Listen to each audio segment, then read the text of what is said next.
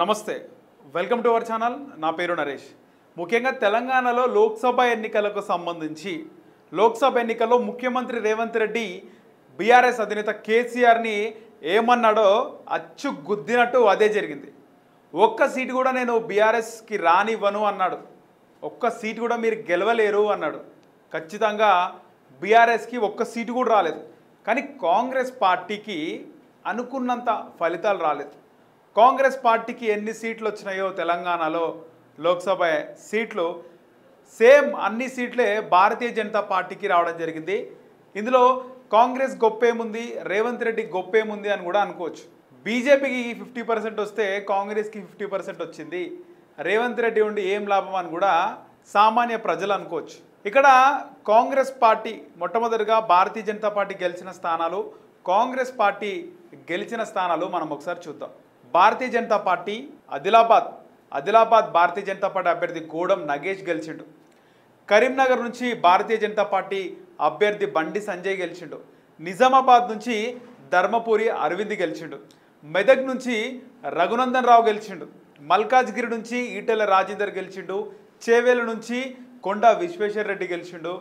అలాగే సికింద్రాబాద్ నుంచి కిషన్ రెడ్డి గెలిచిండు. ఇక మహబూబ్ నగర్ నుంచి అక్కడ మహిళా నాయకురాలుగా ఉన్నటువంటి డీకే అరుణ గెలిచింది. డీకే అరుణ గెలిచింది కేవలం 6,000 మెజారిటీతోని మాత్రమే. సో ఇవి 8 భారతీయ జనతా పార్టీ గెలిస్తే కాంగ్రెస్ పార్టీ 3 ఎస్సీ రిజర్వ్డ్ నియోజకవర్గాలను గెలుచుకుంది. ఒక ఎస్టీ రిజర్వ్డ్ నియోజకవర్గాన్ని గెలుచుకుంది. పెద్దపల్లి వంశీకృష్ణ ఎస్సీ రిజర్వ్డ్ నియోజకవర్గం. అలాగే Nagar Kurnool Mallu Ravi Congress party SC reserved నియోజకవర్గం. ఇక వరంగల్ కడియం కావ్య కాంగ్రెస్ పార్టీ అభ్యర్థిని ఎస్సీ రిజర్వ్డ్ నియోజకవర్గం. అది ఈ 3తో పాటు జహీరాబాద్ కాంగ్రెస్ పార్టీ అభ్యర్థి సురేష్ శెట్కర్ గెలిచిండు. అలాగే మహబూబాబాద్ కాంగ్రెస్ పార్టీ అభ్యర్థి బలరాం నాయక్ గెలిచిండు. ఇక నల్గొండ కాంగ్రెస్ పార్టీ అభ్యర్థి రఘువీర్ రెడ్డి గెలిచిండు. భువనగిరి కాంగ్రెస్ పార్టీ అభ్యర్థి చామల కిరణ్ కుమార్ రెడ్డి గెలిచిండు. ఖమ్మం నుంచి కాంగ్రెస్ పార్టీ అభ్యర్థి రఘురామ్ రెడ్డి గెలిచిండు. మొత్తానికి 8 బీజేపీ గెలిస్తే 8 కాంగ్రెస్ గెలిచింది. కానీ కాంగ్రెస్ పార్టీ ఏదైతే ముందు నుంచి ముఖ్యమంత్రి రేవంత్ రెడ్డి కానీ కాంగ్రెస్ పార్టీ నాయకులు అన్నట్టుగా డబల్ డిజిట్ కాంగ్రెస్ పార్టీ కైవసం చేసుకుంటుండే, కానీ చేసుకోలేకపోయింది. ఇది కాంగ్రెస్ పార్టీ తప్పిదమే. ఈజీగా కాంగ్రెస్ పార్టీ మహబూబ్ నగర్లో కాంగ్రెస్ పార్టీ అభ్యర్థి వంశీచంద్ రెడ్డి గెలిచే అవకాశం ఉంది. సరిగ్గా కాన్సన్ట్రేషన్ చేయలేదు, వర్కౌట్ చేయలేదు. మహబూబ్ నగర్కి సంబంధించి అక్కడ రేవంత్ రెడ్డి చాలాసార్లు వెళ్ళడం జరిగింది. దాదాపు 10-12 సార్లు మహబూబ్ నగర్, కొడంగల్, సీఎం సొంత జిల్లా, సొంత లోక్సభది, ఆయన ఓటు ఉన్నటువంటి లోక్సభ నియోజకవర్గం. కానీ ఆయన గెలిపించుకోలేకపోయారు. సో 6,000 మెజారిటీ అంటే చాలా తక్కువ మెజారిటీ. కాంగ్రెస్ పార్టీ గెలిచే అవకాశం ఉండే కానీ గెలవలేదు. ఇంకోటి మల్కాజ్గిరి ఖచ్చితంగా చెప్తాను. మహబూబ్ నగర్లో కాంగ్రెస్ పార్టీ గెలిచే అవకాశం ఉందన్నాను కదా. మహబూబ్ నగర్ ముఖ్యమంత్రి రేవంత్ రెడ్డి సొంత నియోజకవర్గం అయితే, సొంత లోక్సభ అయితే, మల్కాజ్గిరి ముఖ్యమంత్రి రేవంత్ రెడ్డిది సిట్టింగ్ సీటు. మొన్న పోయినసారి 2019లో ఆయన ఎక్కడ గెలిచిండు. కానీ ఇక్కడ మల్కాజ్గిరిలో కూడా కాంగ్రెస్ పార్టీ ఓటమికి ప్రధాన కారణం ఏంది అంటే క్యాండిడేట్ అని చాలామంది అంటున్నారు. అక్కడ క్యాండిడేట్ని తీసుకొచ్చినారు, dummy candidate, non local candidate అని. ఇక్కడ ఈటెల రాజేందర్తో పోలిస్తే ఆయన ఎక్కడో హుజూరాబాద్ వచ్చి మల్కాజ్గిరిలో పోటీ చేస్తుంటారు. రాగిడి లక్ష్మారెడ్డి ఆయన ఇంతవరకు ఒకసారి ఎమ్మెల్యే కూడా కాలేదు. ఆయనని అక్కడ ఆయన ఉప్పల్లో తప్ప వేరే నియోజకవర్గాల్లో పెద్దగా ప్రజలు గుర్తుపట్టరు. అలాంటి డమ్మీ క్యాండిడేట్ బీఆర్ఎస్లో ఉన్నారు. కానీ కాంగ్రెస్ పార్టీ పక్కనే ఉన్నటువంటి చేవెళ్ళ నుంచి సునీత మహేందర్ రెడ్డిని తీసుకొచ్చారు. ఆవిడ కనుక చేవెళ్ళలో వస్తే ఖచ్చితంగా చేవెళ్ళలో సునీత మహేందర్ రెడ్డి గెలిచేది. ఇక్కడ ముఖ్యంగా మల్కాజ్గిరిలో ఎవరైనా లోకల్ వ్యక్తి కానీ లేదా బాగా సుపరిచితుడైన వ్యక్తి కానీ ఇస్తే మల్కాజ్గిరి గెలిచే అవకాశం ఉంటుండే. అలాగే అప్పుడు మల్కాజ్గిరి కాంగ్రెస్ పార్టీ గెలుస్తుండే, అటు చేవెళ్ళలో కూడా కాంగ్రెస్ పార్టీ గెలుస్తుండే. సో తెలిసి కాంగ్రెస్ పార్టీ ముఖ్యంగా ముఖ్యమంత్రి రేవంత్ రెడ్డి తప్పు చేసిండనే అనుకోవాలి. సో మల్కాజ్గిరిలో కూడా కాంగ్రెస్ పార్టీ గెలిచే అవకాశం ఉండే. సో క్యాండిడేట్ ముందు నుంచి కూడా అంటే లాస్ట్లో వేవ్ వచ్చింది, లాస్ట్లో కాంగ్రెస్ పార్టీ వైపు ప్రజలు మొగ్గు చూపారు. కానీ ముందు నుంచి ఇంటర్నల్గా బాగా డీప్గా పబ్లిక్లోకి మాత్రం క్యాండిడేట్ పోలేదని చెప్పుకోవాలి సునీత మహేందర్ రెడ్డి. సో మహేందర్ రెడ్డికి చాలా పరిచయాలు ఉన్నాయి ఉమ్మడి రంగారెడ్డి జిల్లాలో.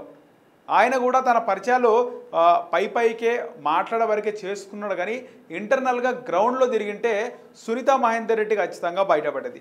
సో ఆల్రెడీ కాంగ్రెస్ పార్టీకి 8 వచ్చినాయి. ఇక్కడ సునీతా మహేందర్ రెడ్డి మల్కాజ్గిరి నుంచి గెలిచిన, మహబూబ్ నగర్ నుంచి వంశీచంద్ర రెడ్డి గెలిచినా కూడా కాంగ్రెస్ పార్టీకి 10 సీట్లు అవుతుంటాయి. సో 8 బీజేపీకి వచ్చినాయి, 8 కాంగ్రెస్కి వచ్చినాయి. ఒక్క సీటు ఎంఐఎం పోయింది. ఎంఐఎం కూడా గెలిచే అవకాశం లేకుంటుండే. ఇక్కడ భారతీయ జనతా పార్టీ చెయ్యే పైన ఉంటుండే కాంగ్రెస్ కంటే కూడా. ఒకవేళ హైదరాబాద్ గిట మాధవీలత గెలిచింటే, మాధవీలత ప్రచారం చూసి ఆమె తిరగని బస్తీ లేదు ఇంతవరకు. భారతీయ జనతా పార్టీ అభ్యర్థి ఏ అభ్యర్థి కూడా అన్ని సందులు, అన్ని బస్తీలు, అన్ని గల్లీలు తిరగలే, అవన్నీ కూడా తిరిగింది మాధవీలత. ఒకానొక దశలో మాధవీలతకి ఫుల్ బజ్ వచ్చింది. యూట్యూబ్ మోస్ట్ ట్రెండింగ్ ఉంది, మాధవీలత గెలిచే అవకాశం ఉందని కూడా సర్వేలు వస్తే ఇంట్లో ఉన్న అసదుద్దీన్ బయటకు వచ్చిండు, గుడికి వచ్చిండు, పూలదండలు వేసుకుండు, పంతులకు దండం పెట్టిండు, బొట్టు పెట్టుకుండు, తెలుగులో పాట ఇదే నల్గొండ గదర్తో పాట కూడా రాపించుకుండు ఈ అసదుద్దీన్. సో మొత్తానికి మళ్ళీ అక్కడ ఎంఐఎం హైదరాబాద్ కోట పైన ఓల్డ్ సిటీ ప్రాంతంలో మళ్ళీ ఎంఐఎం జెండా ఎగిరింది. బీజేపీకి 8, కాంగ్రెస్కి 8కి వచ్చాయి. కానీ ఇక్కడ కాంగ్రెస్ ఒక దగ్గర గెలిచింది, అది కూడా కాంగ్రెస్కి +1. 8 ఎంపీ స్థానాలతో పాటు 1 ఉప ఎన్నిక జరిగింది కదా సికింద్రాబాద్ కంటోన్మెంట్లో, అక్కడ కాంగ్రెస్ పార్టీ అభ్యర్థి శ్రీ గణేష్ గెలిచిండు. ఇది కాంగ్రెస్ పార్టీకి ప్లస్సే, అంటే 8+1 9 అనమాట. సో బీజేపీ 8, కాంగ్రెస్ 8 అయినప్పటికీ ఈ ఎమ్మెల్యే అనేది ప్లస్సే కదా, అది కూడా ఎమ్మెల్యే గెలిచిండు, కాంగ్రెస్ పార్టీ ఎమ్మెల్యే గెలిచిండు. ఇప్పటివరకు ఎంతమంది ఉన్నారు కాంగ్రెస్ పార్టీ ఎమ్మెల్యేలు? ఇప్పుడు ఎంతమంది ఉన్నారంటే బీఆర్ఎస్కి సంబంధించి 39 మంది బీఆర్ఎస్ ఎమ్మెల్యేలు గెలిస్తే దాంట్లో దానం నాగేందర్ కాంగ్రెస్ పార్టీలోకి వచ్చిండు, అట్లనే కడియం శ్రీహరి కాంగ్రెస్ పార్టీలోకి వచ్చిండు, భద్రాచలం ఎమ్మెల్యే తెల్లం వెంకట్రావు కాంగ్రెస్ పార్టీలోకి వచ్చిండు. ఇక సికింద్రాబాద్ కంటోన్మెంట్ బీఆర్ఎస్ ఎమ్మెల్యేగా ఉన్నటువంటి లాస్య నందిత కారు ప్రమాదంలో చనిపోయింది. చనిపోవడంతో అక్కడ ఉప ఎన్నిక జరిగింది. ఈరోజు ఆ ఉప ఎన్నికల్లో కాంగ్రెస్ పార్టీ అభ్యర్థి శ్రీ గణేష్ గెలిచిండు. మొత్తానికి 39లో 4, అటు కడియం శ్రీహరి కానీ, ఇటు దానం నాగేందర్ కానీ, తెల్లం వెంకట్రావు, ఇప్పుడు శ్రీ గణేష్. 39లో 4 ఎమ్మెల్యేలు బీఆర్ఎస్కి మైనస్ అయినాయి. ఇప్పుడు 35 మంది ఉన్నారు. సో ఈ 4 కాంగ్రెస్ పార్టీకే ప్లస్. మొత్తానికి కాంగ్రెస్ పార్టీ ఇంకొంచెం ఫోకస్ చేసి ఇంకొంచెం సుపరిచితులైన నాయకులకు గనక టికెట్లు ఇచ్చింటే ఖచ్చితంగా బీజేపీ వాళ్ళకు గెలవడం చాలా కష్టమవుతుండే. వాస్తవానికి భారతీయ జనతా పార్టీ 2018లో ఏమీ లేదు, రాజాసింగ్ ఒక్కడే గెలిచిండు. 2014లో టీడీపీతో పొత్తుండే 5 ఎమ్మెల్యేలు గెలిచారు. ఆ తర్వాత బీజేపీకి అంత సీనే లేదు తెలంగాణలో. 2018లో రాజాసింగ్ ఒక్కడే గెలిచిండు. కానీ 19లో 4 ఎంపీలు, 24లో 8 మంది ఎంపీలు బీజేపీకి వచ్చినారంటే బీజేపీ గ్రాఫ్ పెరిగింది, ఓటు బ్యాంకు పెరిగింది.